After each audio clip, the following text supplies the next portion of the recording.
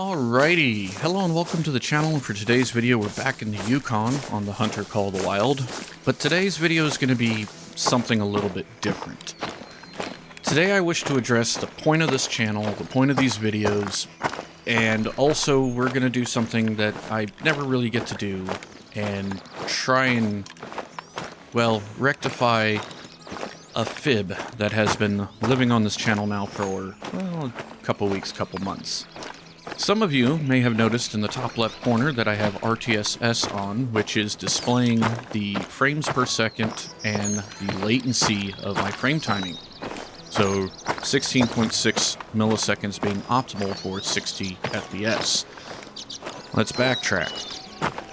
The reason I do this channel is, well, to give you an idea, I built my first computer when, well, let's see, it would have been 1999. So been kind of messing with computers for a good minute. And when I decided to take the YouTube channel that I technically started in 2011 and turn it into a gaming channel in 2016, the idea behind it was to be a platform for me to learn the software and the hardware involved in Let's Play video production and to attempt to perfect it. Basically, what I wanted was to produce 4K videos to where what you see on YouTube is as close to what I see on screen right now as possible, and basically show the game engine in its best light. So why the Hunter Call of the Wild? Well, it is a game I enjoy. I have played it for 3 years, so hopefully I like it. But the main reason is because it is easier for a person to distinguish what looks photorealistic when comparing it to something they already know. If I were to pick a game that was based on an alien world, you really would have no idea if that's how it's supposed to look because, well, have you ever been to an alien world? Whereas even people who have never been to the forest, that guy's still right there. Even if you've never been, I'm getting distracted. Focus, Steve. Even if you've never been to Alaska, you at least have seen pictures, you have an idea of what it looks like, and so you would know what it should look like. And the Apex engine does do a fantastic job of creating this very scenic picture of the land in a fairly realistic fashion. Now, it is a bit outdated, there are engines that can do the same job, but Apex has always just been a good test platform for me. Now, again, as I said, I've strived for doing 4K video, and for the last few weeks, actually, I think a couple months, I have been doing that. These are 4K videos. You should be able to watch them on a 4K TV, and it would look fantastic. But what if I told you this is not the best this game could look? What if I told you that I've actually been fibbing to you, and this game is not running at absolute peak of what I could get it to do? And for those of you who are computer savvy and have ever read through the video descriptions, you already know this to be true because you know what hardware I'm running, and you know that no matter what level of overclocking I do, a 1080 Ti period is just not going to run this thing at a solid 60 FPS in 4K. And that's true. However, we can fix that. That's right? It's just simple. I run a custom resolution, 2880 by 1620, and then I use GPU scaling to take it up to 4K for the Elgato and the recording computer. However, here's the problem. Notice this graph in the top left corner suddenly goes completely squiggly? That is VSync attempting to do its job. What VSync is attempting to do is any frame that takes longer than the 16.6 milliseconds to be rendered is being held onto to the next slide, basically so that it arrives to the display as a whole and doesn't tear. That is different from G-Sync or FreeSync, where it actually tells the monitor to turn down its refresh rate. As anyone would know, the Elgato 4K 60 Pro, this is the Mark II version, is not capable of any form of adaptive refresh rate. As a matter of fact, it likes 16.6 milliseconds. Nothing more, nothing less. So even though right now it probably looks pretty good, oh boy. Well, actually, I guess for once in its life, it's not tearing horribly. That's bizarre. Did something else change? Okay, so let's say we run VSync off, and now you get that wonderful effect where it appears like you're watching the video through a waterfall feature, but our latency comes down a little bit. or frame timing. So we put VSync back on, it's horribly choppy. Well, that's the limit of the 1080 Ti. However, there's also another issue. Right now, I am running 400 megabit per second. Hang on, I just hit 500, just recording this little bit of motion. If I were to say, crawl through this bush over here, it's probably, or this tree, and just get a lot of movement. There's 600, there's 700. Basically, the other problem is that I use a GTX 980 SC to do my rendering and encoding for OBS. And it is not that capable when it comes to 4K. Matter of fact, the settings, I have to use maximum performance, where basically it spends less time on each frame for compressing and just shuttling it through to storage. So when you get a lot of movement on screen, a lot of high detail content, i.e. foliage at 4K, it just shoots up in bandwidth and takes up a lot of space. Matter of fact, most of the videos, if I have a 2.5 hour hunt, it'll end up with about an hour and 18 minutes of footage, and that will result in somewhere between 120 to 170 gigabyte files. It makes it hard to work with. So, 2 birds, 1 stone is the plan today. Upgrade the GPU with basically move the 1080 Ti over to the recording rig to have the better encoder, and replace the 1080 Ti with something that can do better than 47, 48 FPS in 4K. But for that to work, we have to leave the realm of virtual reality and enter reality. So, reality.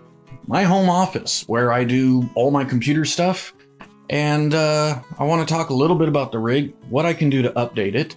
I'll probably put a video up right about now of what it is. Basically, it is a dual ATX system that is made, the case is made out of 2 6 GPU mining rigs, where I basically just re-drilled the frame rails that support the motherboard to hold 2 motherboards, mounted up where the GPUs go, put all my power supply and hard drives and everything underneath. And that gave me the ability to have a dual open case set. Lots of work went into grounding and making sure everything works.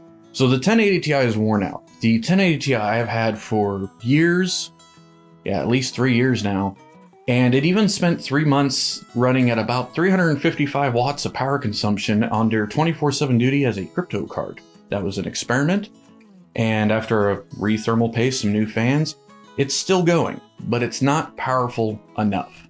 I want to bring proper 4K. There are other games that I want to be able to display in proper 4K that the 1080 Ti cannot handle.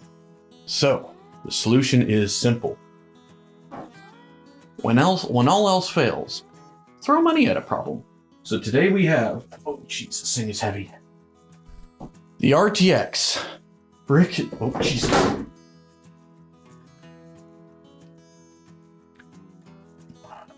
I'm not gonna lie, so that was a little joke. I'm not an idiot, well, most of the time. And the graphics card wasn't actually in that box. Now the problem is I took it out, and for the life of me, I actually can't remember where I put it down. It's a big freaking box. I honestly, this is not a big office. Where did I? Black box and a black printer. Hides in plain sight. Whew. I am very excited because there was a point in time when the channel first kind of got into the gaming scene in the early 2017 where I could proudly say my rig was top of the line. And actually technically before that too. And it's been heavily outdated, especially since the drop of these suckers right here. So what we have... Good packaging. I don't want to make sure this bugger doesn't get messed up. Holy crap. This is a lot bigger than I thought it would be.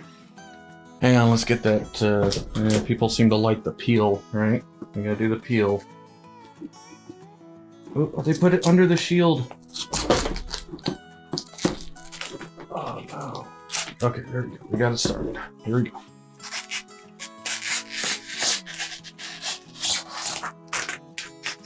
Oh, it completely tore that top one. Or that was a separate piece. That is so cool. So, extra fan header there. What we have here is, and I'm going to leave this plastic on over the radiator just because I don't want to damage it before it's time to put it in, but this And get ready for this one, because they love to make the name so long you almost need two breaths to say them. Or at least if I were still a smoker, I would. This is the EVGA RTX 2080 Ti for the Win 3 Ultra Hybrid, and then there's a string of numbers afterwards that I will not repeat because I'm pretty sure it's some Korean guy's social security number, but I could be wrong. There is a BIOS switch on here. Look at that, OC and normal. So this should basically allow great 4K performance for a 60 FPS goal. And the reason I picked this particular card, the Ultra, is because the XC model, I was noticing a lot of people were actually hitting power limit before thermal limits on the air-blown card. So getting an AIO version of that would be waste of money. And the next step up is the Kingpin, which I'm not going to do LN2. I'm not going to go in and mess with the BIOS. I may not even really overclock this thing. I may not do any memory or clock offsets. I don't overclock everything right off the bat. What I do is when a card can't do what I need it to do, I tweak it till it can. I don't go for broke right off the bat because sometimes that can cause stability issues in different games. Different games will utilize the hardware in slightly different means. And so I take the Dakar engine for War Thunder. That thing can run on a potato. Legitimately, I'm pretty sure we could probably figure out a way to power one of those Raspberry things with a potato and run War Thunder on it. So this is going to go in place of the 1080 Ti. Hopefully, this actually seems bigger than they said it was. It'll hopefully clear the radiator. Now, for those who don't read the description and want to know, hey, what kind of machines are you running? Well, let me tell you. The gaming rig is an Asus... I changed it, hang on. No, it's an Asus Z390 Prime A board with an i9-9900K on it, 4.8 gigahertz for temp reasons, Corsair AIO, 32 gigs, 3200 megahertz Corsair Vengeance memory. Then, of course, the Gigabyte Aorus 1080 Ti Xtreme Edition, soon to be replaced with this bad boy right here. The recording rig is an Asus X470 Pro board with the Ryzen 3600, 16 gigs, 3600 megahertz Corsair Vengeance memory, the Elgato 4K 60 Pro Mark II, so that's the skinny one, and a EVGA GTX 980 SC for rendering and encoding the scene. And then for CPU cooler, I just use a Evo 212 Black Edition because it's plenty. Anyways, so train of thought.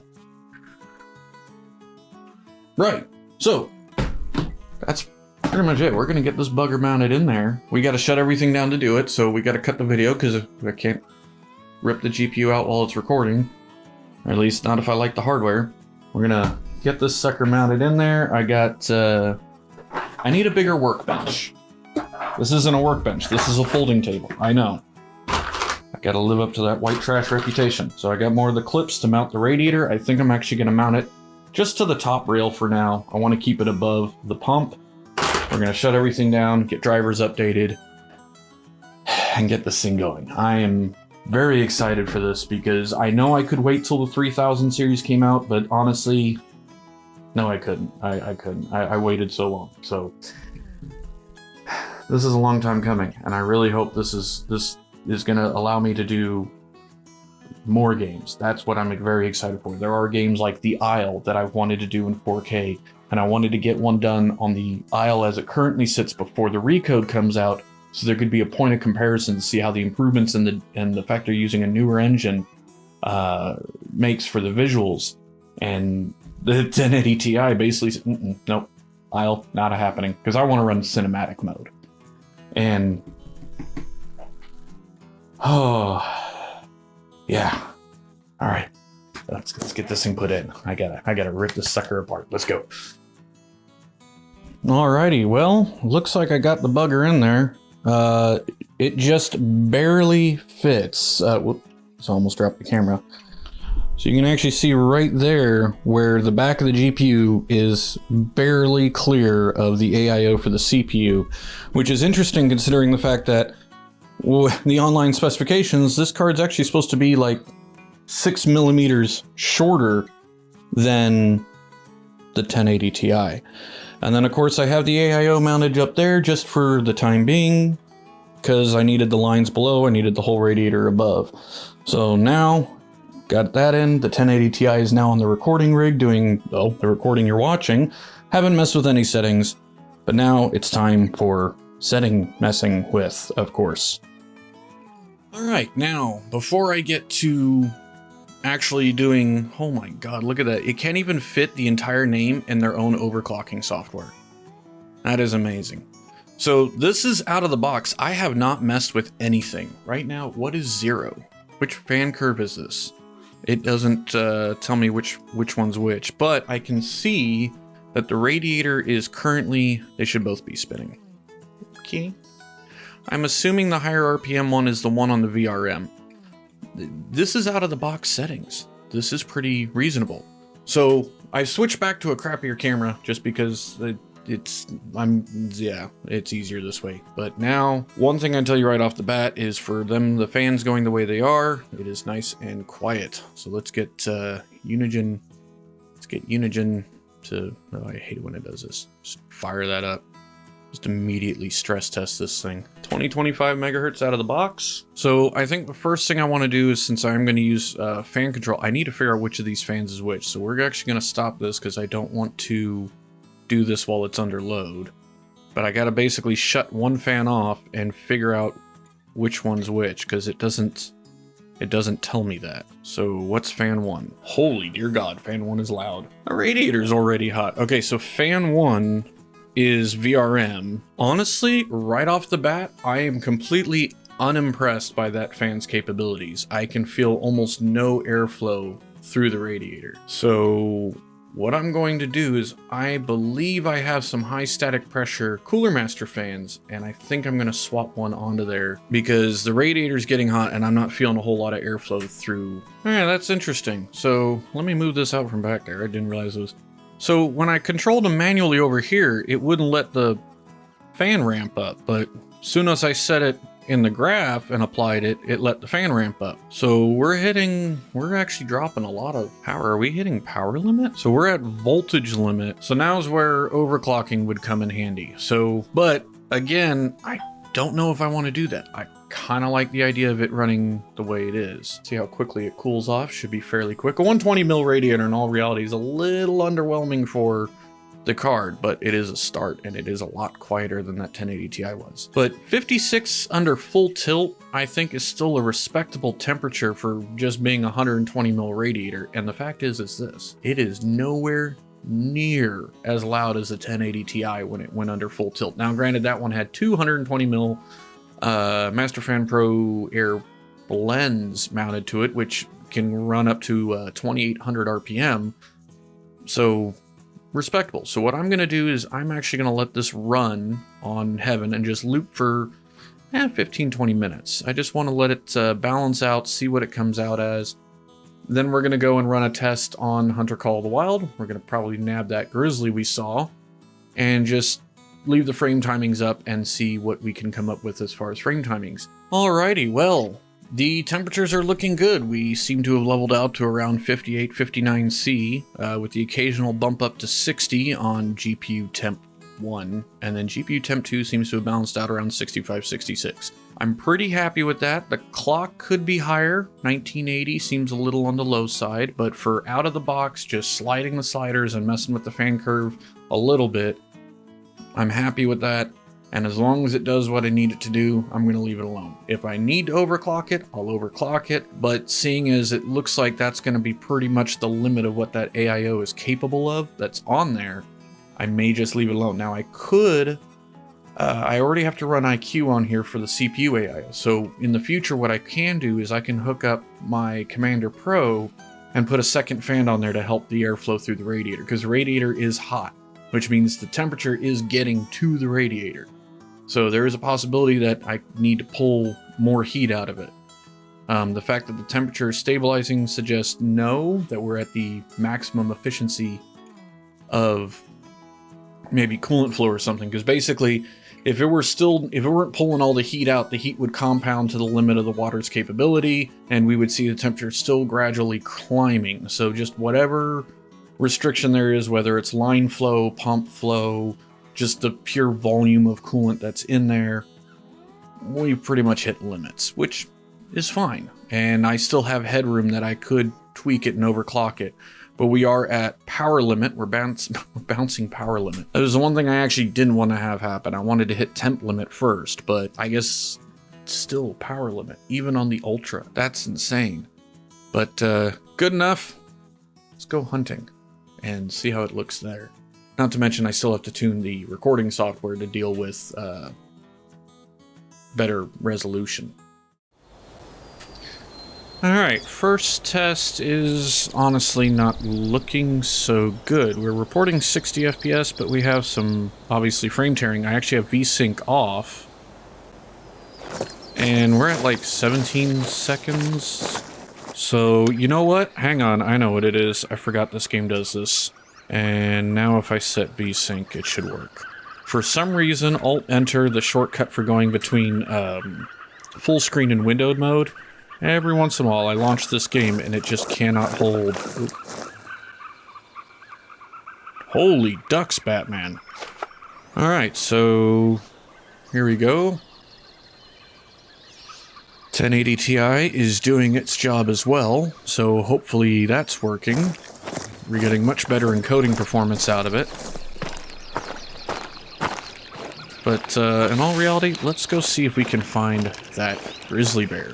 So right off the bat, something I'm noticing is it's definitely a much clearer picture for me. I'm hoping that the improvements will make their way to the end. I can now see in between all the trees, and that aren't like closely packed kind of over there. Still not seeing a bear though, which is kind of the problem. Every time I look through... Is that moose? Yeah, there's a moose there I can see. But I am not seeing that bear. It is amazing how I can never find one when I'm looking for him. But then, like, right there I see something, but it's probably the base of a tree. Yeah. I guess I gotta keep looking. So I still haven't found the bear, but I got a duck here that's only about 100 yards out. And I'm kind of curious.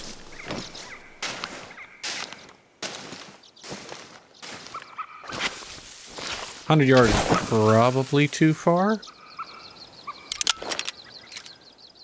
that one?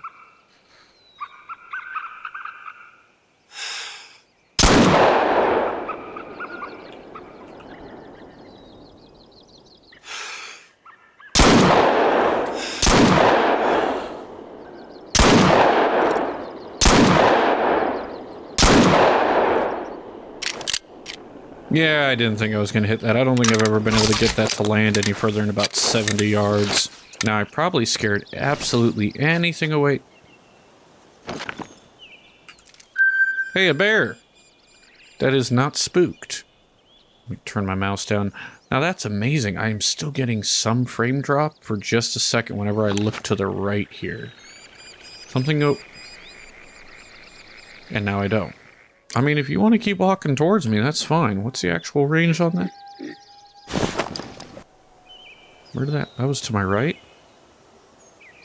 Caribou. That is behind me. Warning call. Oh, there they are. Or no. No, I did see movement over here. Hi, you look pretty. Pretty nervous. I really hope I didn't just hit him in the face.